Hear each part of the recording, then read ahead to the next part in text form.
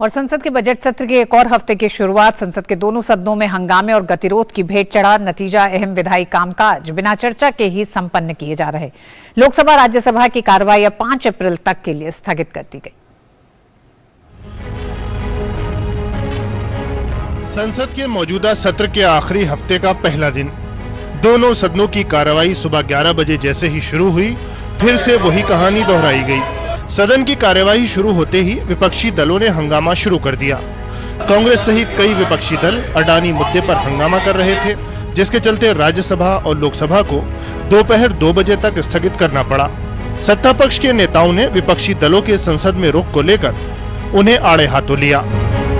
विपक्ष ने एक हठधर्मिता अपना रखी है। हमने कई बार बातचीत करने का तरीका भी निकाला। जो कानून में उपलब्ध है उनको उसका काम उनको करना चाहिए, बजाय सरकार ने ये किया। सरकार कभी किसी को सजा देती है क्या? अब ये मकान का एक नोटिस आता है, हाउस कमेटी में जो भी मेंबर नहीं होता है उसको नोटिस जाता है। इसमें रूटीन प्रक्रिया, उसको भी कह रहे हैं कि मकान खाली करवा रहे हैं। भाई अब मेंबर नहीं हो तो आप मकान में रह नहीं सकते हो, रहोगे तो बाजार का किराया देना पड़ेगा। अब ये इसमें क्या विषय है? दोपहर बाद जब राज्यसभा की कार्रवाई शुरू हुई तो हंगामे के बीच वित्त मंत्री निर्मला सीतारमण ने कंपटीशन अमेंडमेंट बिल 2023 पेश किया। इसे बिना चर्चा के ध्वनिमत से पारित कर दिया गया। लोकसभा इस बिल को पहले ही पारित कर चुकी है।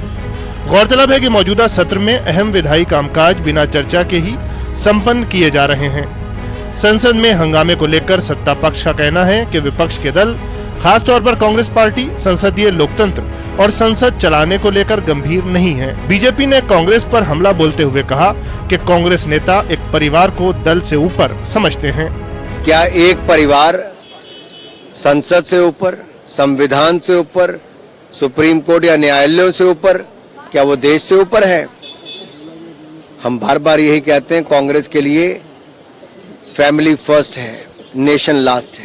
दूसरी तरफ विपक्ष के नेता संसद की कार्रवाई बाधित होने पर सरकार पर ही सवाल उठा रहे हैं। हम लड़ रहे हैं सरकार के खिलाफ। वो ये नहीं चाहते कि यहाँ पर जेपीसी बिठाए और जेपीसी के ओर से इसकी तनकायत यानी इंक्वायरी हो, वो नहीं चाहते।